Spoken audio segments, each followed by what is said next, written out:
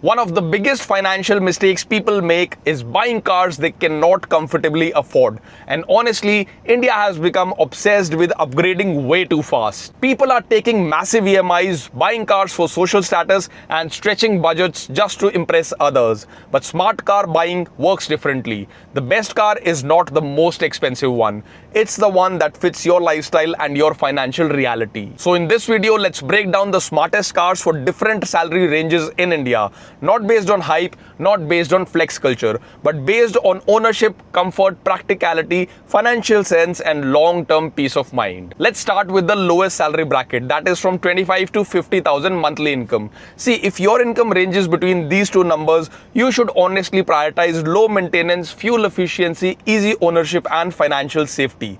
Now, this is not the stage to buy expensive SUVs on heavy EMIs. Cars like Wagon R, Swift, Baleno, or Tata Punch make far more sense here. You understand why? Because these cars reduce stress. And trust me, financial peace feels better than oversized EMIs. Now let's come to the next bracket, that is from 50,000 to 1 lakh rupee. Now this is where buyers usually enter compact SUV territory.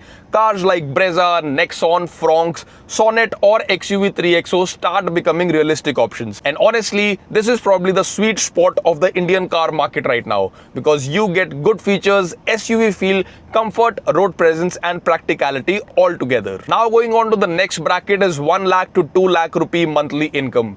This is where buyers start thinking emotionally. Creta, Seltos, Harrier, XUV 7XO, Highrider, and honestly, this is also where many people overspend badly because social pressure starts increasing. People want bigger cars, luxury feel, premium branding and attention. But smart buyers still focus on ownership practicality. Now last but not the least, people who are earning above 2 lakhs every single month. This is where the luxury car temptation becomes dangerous.